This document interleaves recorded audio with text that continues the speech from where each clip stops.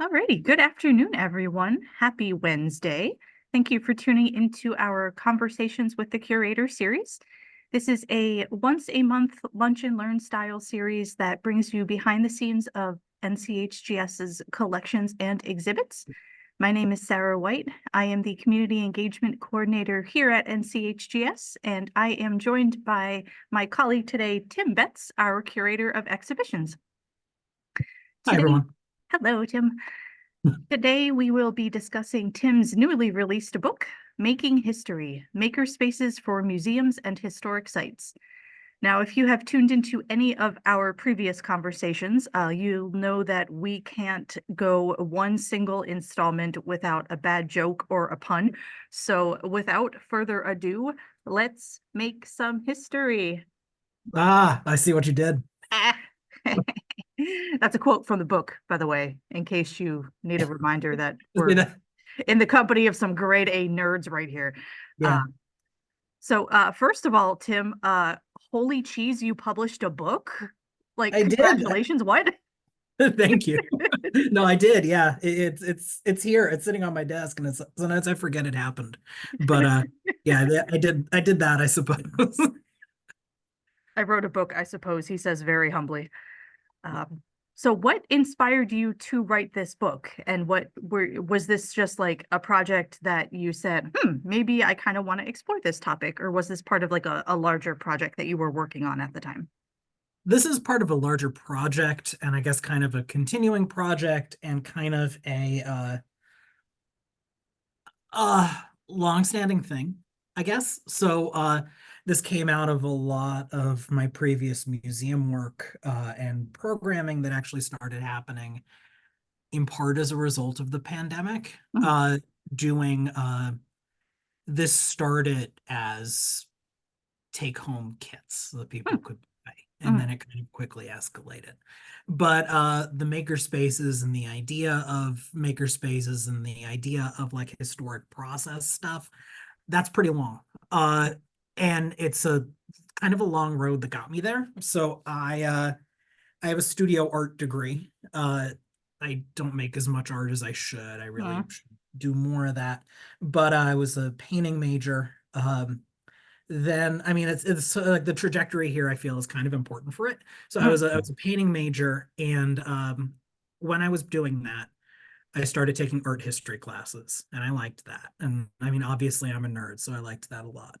And I was reading it, and I decided kind of roughly through midway through college, and I was like, oh, I'm a painting major, I'm a studio major. Hard to get job as artist, Mhm. right? Mhm. You make money, right? Indeed. So midway through college, I decided I was going to go to grad school for the illustrious career of academia, right? So like trade one hard thing for another.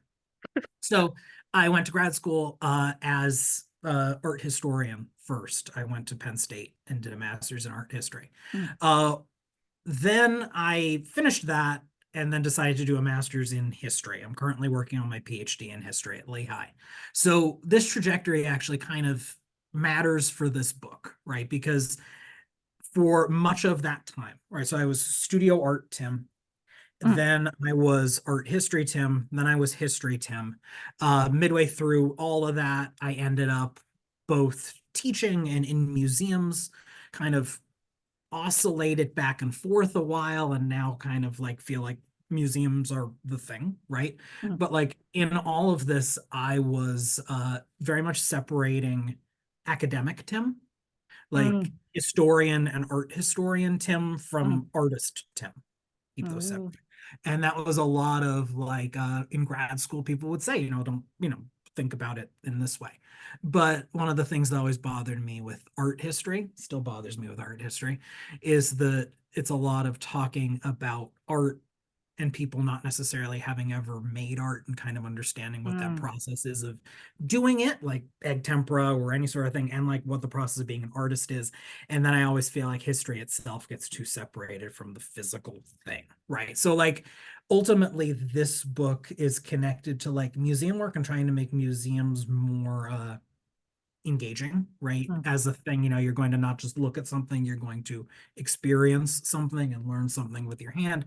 But it's also like somewhat me kind of grappling with that, and like was ultimately like two sides of me, which is like the historian Tim slash art Tim, Mm. and this is me in a way putting them together, saying that making things is both a really valuable way to like teach about the past, right? But it's also a really great way to research the past, right? So it's kind of doing those Mm. two things simultaneously. So Mm. I guess like the long answer to that question, right, is it's like this like long like intellectual journey, I guess, that Yeah, just yeah, kind of yeah. happened to coincide with like my museum work, right? And it just kind of all I found this and it all kind of congealed and Mm. kind of started to make sense in a way. Very nerd of you. Kind of on Very, brand. yeah, it's really, Yep. yeah, it's got a lot of stuff there that's super nerdy and, you know, whatever, but Yes. Well, speaking of nerds, y'all are in good company.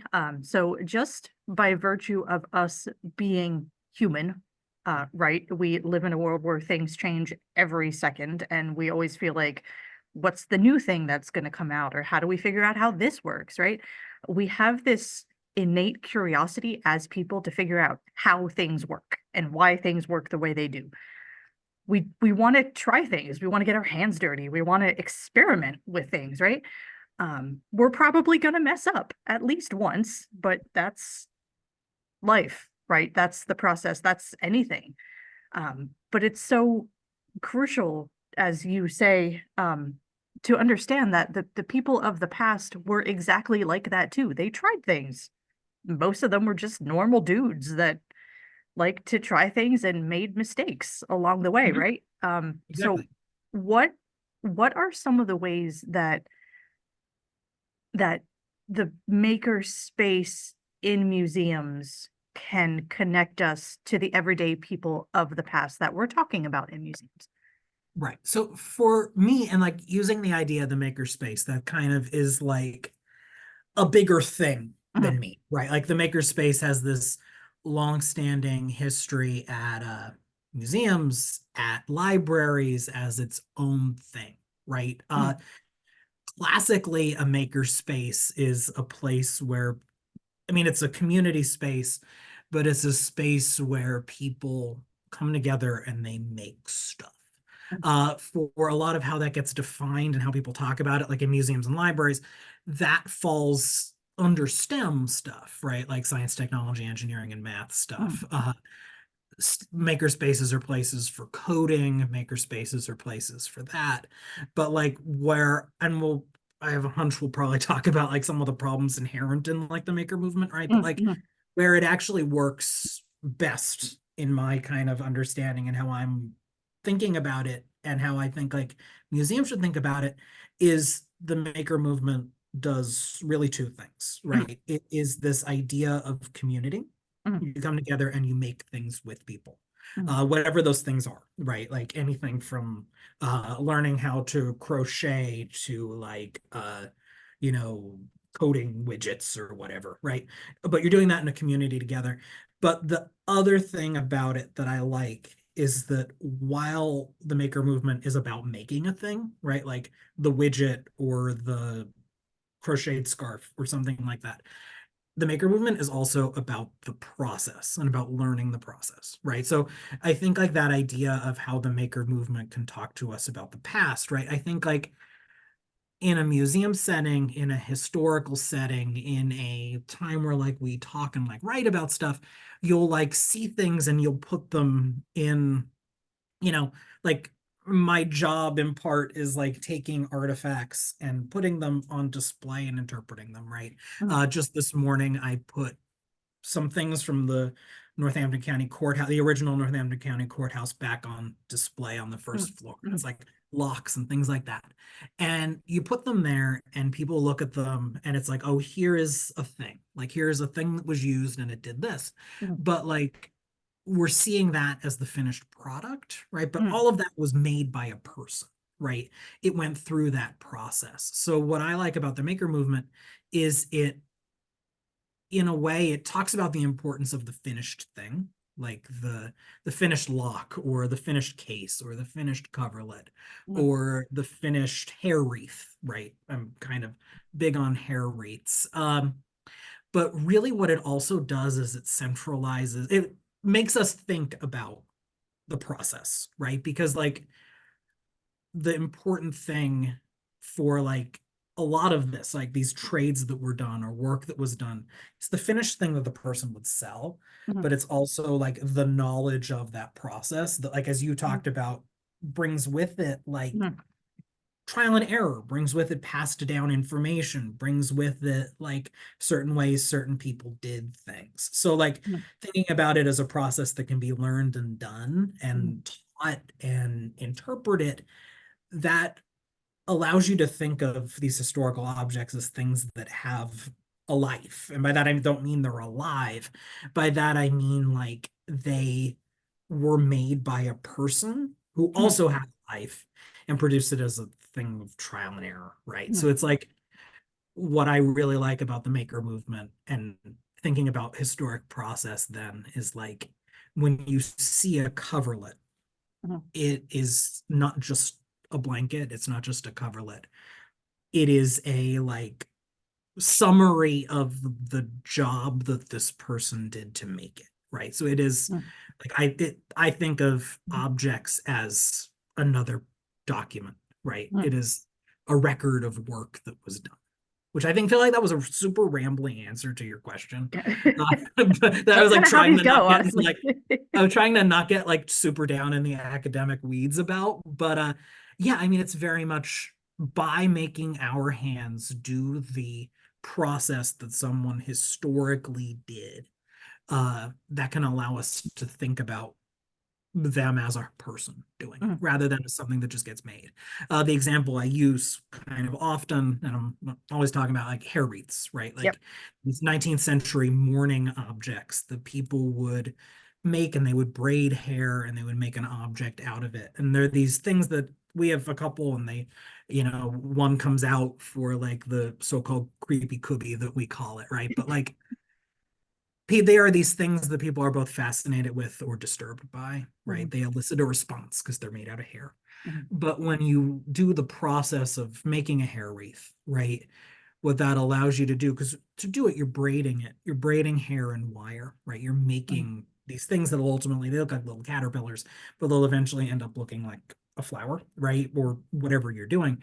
But like when you learn how to do it, what that actually shows you is that while these things are creepy to us and they're kind of weird and it's Mhm. hair, what you're actually doing is encountering like the dead hair of a loved one, right? So it's like what's important there is the process. What's Mhm. important there is that someone spent time with their loved one's hair Mhm. and made it. So like I think like learning how to do it shows that like hair wreath is a mourning process rather than a finished thing. If that Yeah. Yeah. Yeah. illuminates that more, I guess, right? Yeah. Yeah. Yeah. So we probably should have swung into this a little bit earlier. But the maker movement is obviously it's not just um, relegated to the far fields of STEM, right? We're talking about it in the context of a historic site and a museum and something that Absolutely. is still active just amongst us everyday folks. Um, it is also, as you argue in the book, it is a very social movement, uh, past and present, right? It put the literal and the figurative tools, the cultural, the social, and in times the economic capital into the hands of the everyday person. Right. But that's both good and bad, right? So in your research, how have you found that the maker movement is both a blessing and a curse? Oh, it's a big question, Yeah. right? Get So comfortable, everybody. We're gonna be here a while. no, I think I can do it easier. So where it is good, right? And I think like where modernly it functions really well and like where historically it works is this idea that making things, whatever those things are, Mhm. that is communal. It's Mm. something you do as a community. It's a social thing. and there is like a social connective fabric to that, right? Like people talking and people passing information and learning it. I've lately started like thinking about it as like a folklore, right? Like there is a folklore of how Oh. things are made Uh-huh. that like not unlike like a story in folklore, right? Like it's passed down, it's knowledge, it's adapted, it's trend, shifted and all that. It does what folklore does. Mhm. So like when the maker movement shines and is good, it is this statement that making things is something that is like shared human experience, Mhm.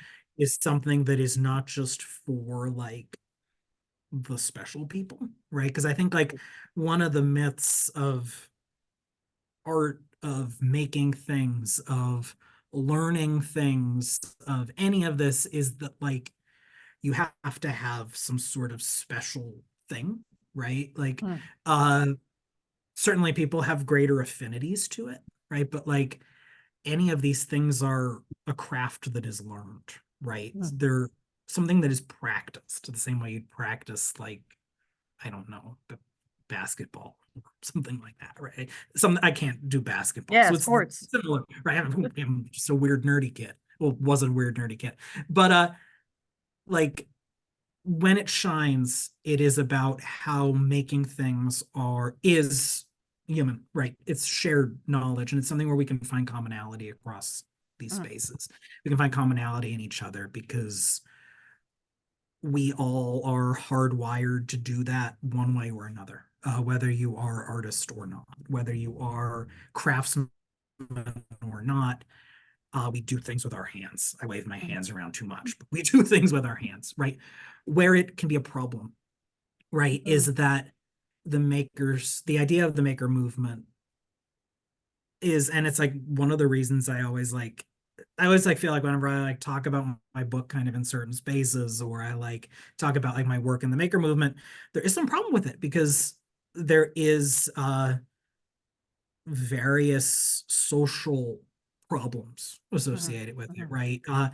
In part, this is because at times, I mean, it's technology driven stuff, right? I mean, I think like the historic stuff is technology, right? Because what is technology but use of tools and making stuff, right? So, Mhm. like, Mhm.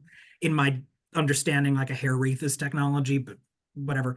But like, if we're thinking of like coding or stuff like that, uh, for some people, that is a space that is reserved for men, right? Like Uh-huh.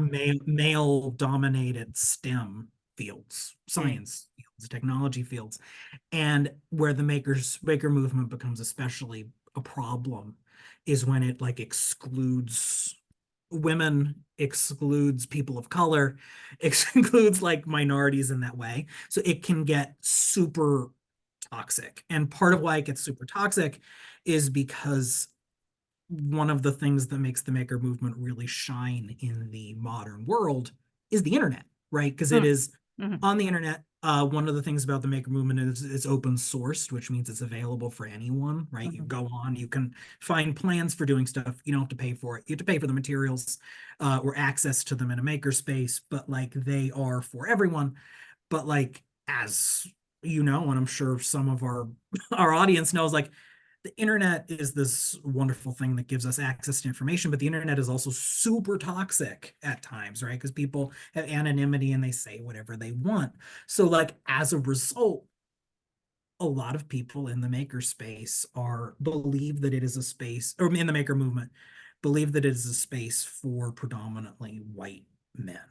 Uh, and they activate in that, right? There's a really kind of classic case of this that I think illustrates it really well.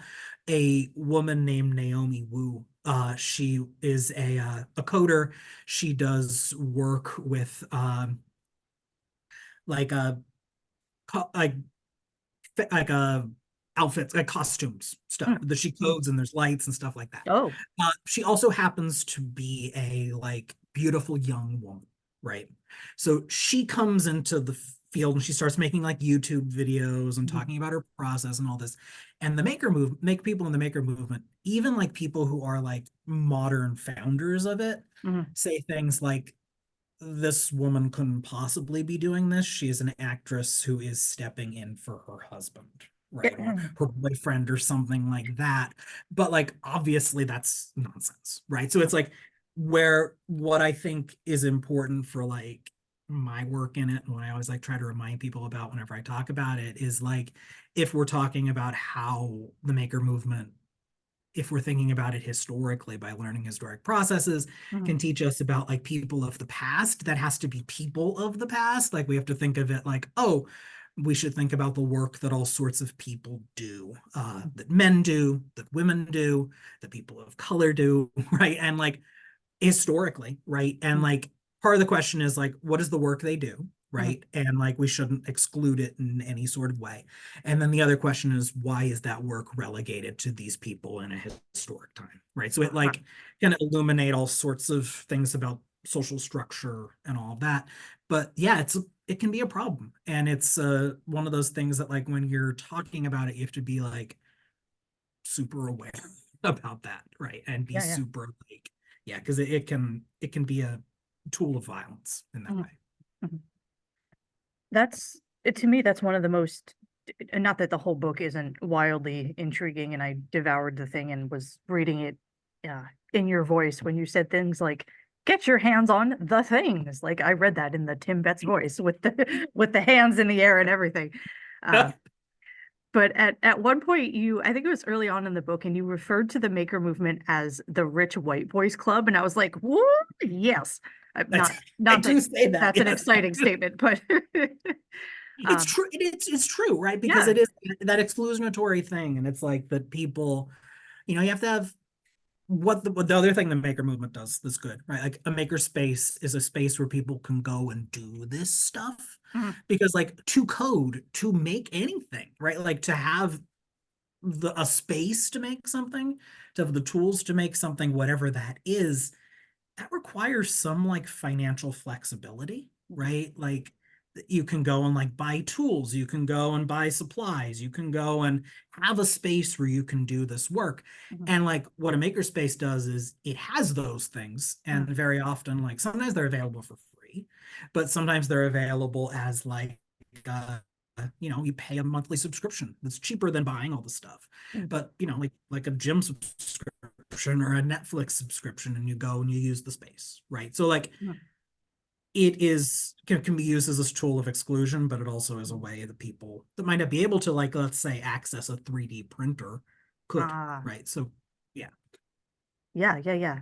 Now, obviously, the bulk of the book is about maker spaces within historic sites and museums, right? Yeah. So you're arguing how museums and historic sites can incorporate the maker movement into programs, events, exhibit designs, etc. Um, you described museums pretty dead on when you said visual encyclopedias of colonialism. And that was one of those, like, you ever read a really good phrase and you just got to put the book down and be like, what a phrase. That was that moment for me. Gosh, shucks there. The visual encyclopedias of colonialism, like how spot on, as I'm sitting in a wonderful museum right now that tries very hard to do the opposite of that, right? Um, but traditionally, museums have told very specific stories from Mhm. very specific perspectives, and that is like the most polite way that I can say that. Um, w- what potential does the maker movement have for helping us to understand and interpret the untold histories that have traditionally been excluded from museums? Um, I guess the simple way that I'm trying to ask this is, how can this movement force us to reinterpret the how of how we do history? It's a big the question I think about a lot, right? So like let me kind of tackle it with the museums as a visual encyclopedias of colonialism thing, right? Because museums come into being, like my like research for my PhD is ultimately how the Spanish Empire used the idea of museums as a tool to claim possession of their overseas, the Americas, right? Yes. Museums always were and are Mm, colonial institutions, mm, right? the classic example of this is the British Museum, right? So like the British Museum is created in the 18th century, in part because Sir Hans Sloane has all of this stuff and then just puts it in a museum.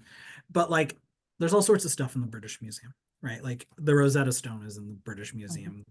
The stone that allowed like the interpretation of Egyptian hieroglyphs, the an enormous amount of Egyptian antiquities, the so-called Elgin marbles, which are the frieze from around the Parthenon in Athens, right? Like the and the other stuff, right? Like the joke, and it's not a joke because it's true, is like what is the stuff that's left in Egypt, right? And there's stuff there that's what this isn't true of, but like the thing people like say is like, oh, the things that are in Egypt are the things that were too heavy for the English to carry back to London, right? The British having that stuff in the British Museum is, like it's there for people to see, but like the reason they have it and the reason they're displaying it is ultimately to show like the empire, right? Like the full vestiges of the empire. The British Museum is the big example of it, but this is true throughout all sorts of places. Like the Smithsonian is the same, the Met is the same, and it's like I'm like calling out museums here, but like all museums are colonial projects, right? Even if we don't necessarily say that, because like the things that get preserved, the things that get displayed, and the way we talk about them historically has been a project that puts things in a certain light. And usually the way it puts those is to like create a national narrative, right?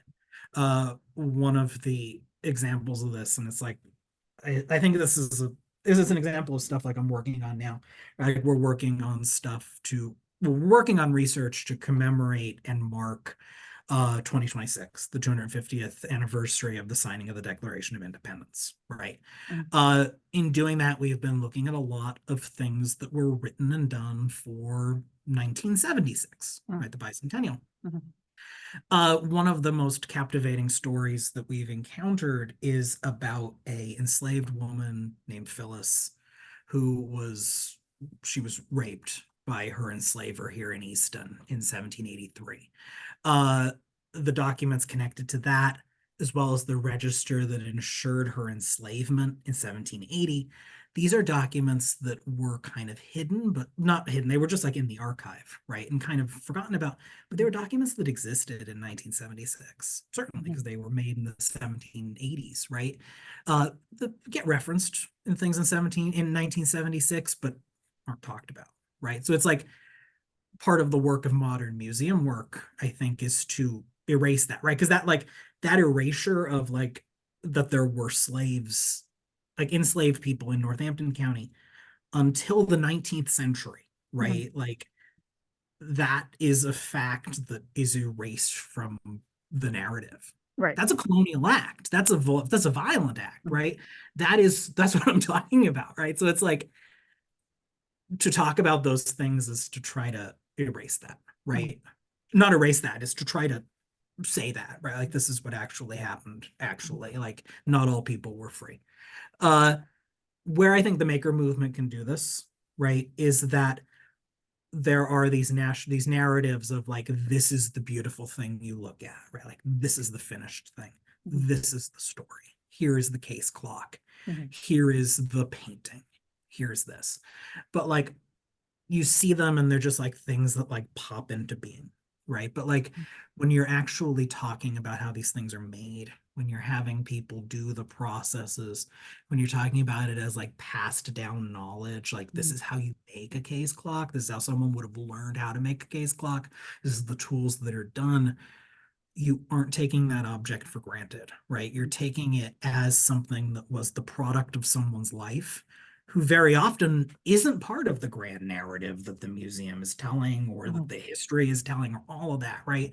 You're taking it as a product of someone's life work and as a like one point in like a lot of like folklore that was created to make it, right? So it's like by making it, we can kind of not necessarily by making it, but like talking about the process and kind of learning these things, we can think of these people of the past as people that lived. Mm, And that allows us to move away from these, we have to talk about like narrative, and we have to talk about like the story and the event and kind of what's going mm, on. But like by thinking about like what it was like to make this, we can think mm, about individuals, like we can think mm, about work, we can think about experience, we can think about all sorts of things. And like I think that's especially important when like you're thinking of like the work that people would do, that like people's work that they would do that mm, was because they were marginalized members of society, mm, right? Like, what was it like to be a woman in the 18th century and have to do laundry by hand? mm. Uh, the answer is it's hard, right? So like, I think it's important in that way. Yeah, yeah, yeah. And we might talk about this a little bit next month for Jewish American Heritage Month, but we have downstairs in our permanent exhibit, Destination Northampton County, is a hand forged nail from the original Temple Covenant of Peace that was, I'm pointing behind me like you can see what's behind me. But the original synagogue that it was built in was about 2 blocks to the west of where I am now. Right. It was the 10th oldest congregation in the United States. And it seems like such a simple thing to look at that nail in its little box, its preserved little case. Um, and you think, oh, what's so fascinating about a single nail? But then you think about, this was the 1840s. This was the backwoods, right? Someone had to forge that nail by hand. There, Absolutely. Yeah. there was no Lowe's, there was no Home Yeah, Depot. you'll just drive to the Home Depot and buy a thing of nails. Someone makes Right, them. right. And then someone had to take that nail and hammer it in by hand and construct this what was a magnificent building by hand. Mhm. Um, With and wood that was split by hand, or probably with like a sawmill, but like by hand. right, right. Yeah. There was no crane coming in and putting No, in these prefab cement blocks, right? absolutely. Yeah, Um, yeah, but even then, if we talk about modern construction, there's still someone working that machinery. yeah, absolutely. Anyway, that's a And that's like that's a warehouse valley conversation. But that's a whole, as we'll get to that. But yeah, I mean, for me too, it's like very often when I talk to people about like historic processes, historic work, historic labor, a lot of times I get people will say like, oh, people did that because they didn't know better, oh right? Lord, Like, oh, like they didn't know better, so this is what they were doing, and like we're so lucky to have this now. It's like, sure, okay, but like it's also what their experience was, right? So I don't think it's necessarily a matter that they like, sure, did they wish they had a drill that you could just push a button and it would go in? Like, not even sure they could have like articulated that, but like, yeah, of course they would have imagined wanted that, right? But like I always say is like, oh, what will it be 200 years from now? Like, what will people look at what we did and kind of right. laugh about? I hope some things for the better, but like, yeah, I mean, I think it lets you find people where they were, right? Like, because it's like, oh yeah, this is how they did it, and this is how they had to do it, but they Yeah. didn't necessarily like imagine all the things we have. Yeah. Yeah. Yeah, yeah. I remember I was writing something, this was years and years back, but I remember writing about the first guy that introduced the potato peeler in Easton. Mm. And it was like the 1880s, and people were really skeptical about it at first. It was like, whoa, what is this fancy new little gadget that's basically Strange new wizardry. I tell you, basically just these two knives right next to each other. And it's just, whoa, I don't know about this. I don't trust this. And then once it catches on, you're like, why didn't we use this before? This is incredible, right? But it's so easy for us, I think, in our comfortable 2024 existence to look back 250 years and say, whoa, why didn't they just think about this? Well, probably somebody did and was trying it and nobody grabbed onto it then. Right. Yeah, exactly. Yeah, I think it's important. So last question. I know we need to kind of wrap it up. And this is probably the deep philosophical question that I always leave until the end. Not that the Mm. rest of this wasn't pretty deep to start with. Um, when we reinterpret the how of how we do history, what are some of the ways that reframing history helps us to connect with one another? in the past and in the present, right? We talk about things like, oh, try your hand at this process. And a lot of that also rests on the person who is doing the activity to connect with it. Because you can go through the motions, but not really make the connection. Yeah. So in its full potential, how would you say that that can really help us connect with one another, just as people today, or as, how can we think of like me going downstairs in my basement to do laundry, connecting with someone 300 years ago who had to carry their laundry down to the river and wring it out on Right. the rocks, right? Right. What I does this do for our humanity, Tim? I think the answer is empathy. I hope the answer is empathy. Mhm. And I think that's something we societally don't have enough of, right? I think Yes. we've become very unempathetic. I think a lot of times we say we have empathy and we don't, right? Mm. But like I think like for me, using this as a way to think about people historically, right? Like traditional history, right? Like Mm. history, academic history, or like history. Like when you write a history, you like look at documents, you look at archival things, you look at papers, you look at Mm. books, you look at all the stuff, right? But it's like, imagine if you took all of that, right? Like imagine the paperwork that makes your life, right? Like birth certificates, a will, Mm. uh, your bank account thing, like, like the papers that you generate.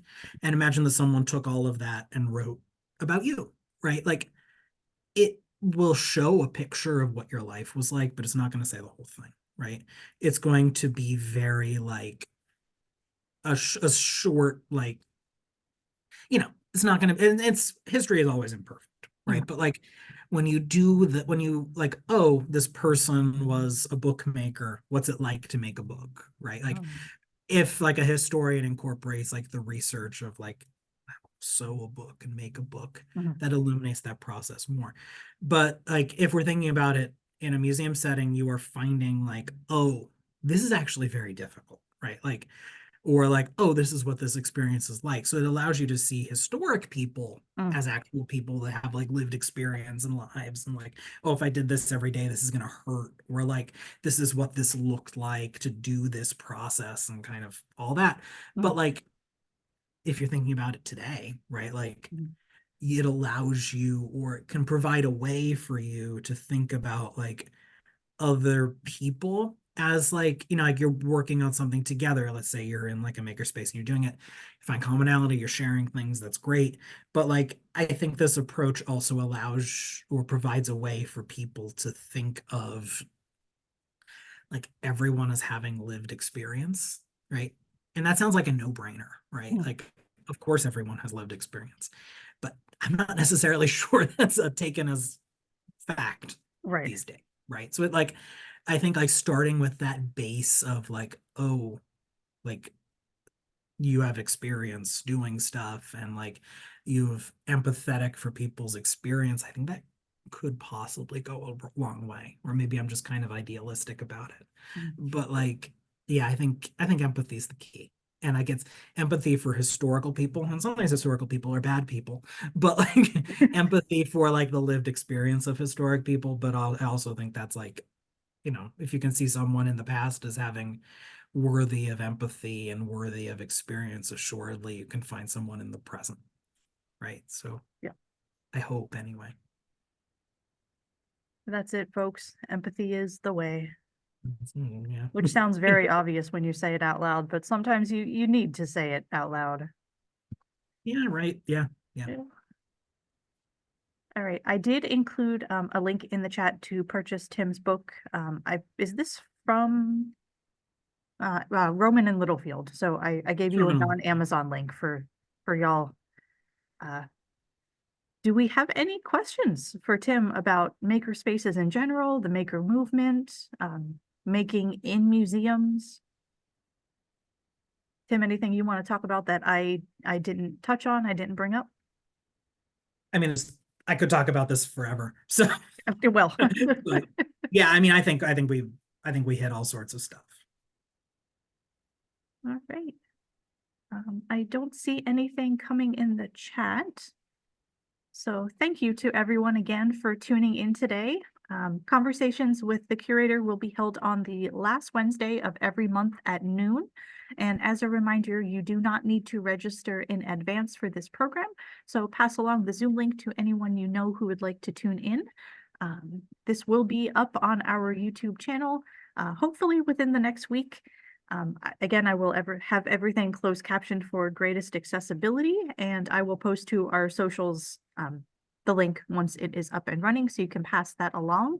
And our next conversation will be on Wednesday, May 29th at noon. So it is always the last Wednesday. And we are going to talk about a couple of artifacts from Destination Northampton County about one of the oldest Jewish communities in the United States was right here in Easton. So we'll talk about a couple of their oldest artifacts. If we have no questions, then we'll see everybody next month, and we'll send next week. But I mean, you can certainly come to the museum next week and come visit. All right, thanks so much, everybody. Hope you have Thanks, a everyone. lovely afternoon.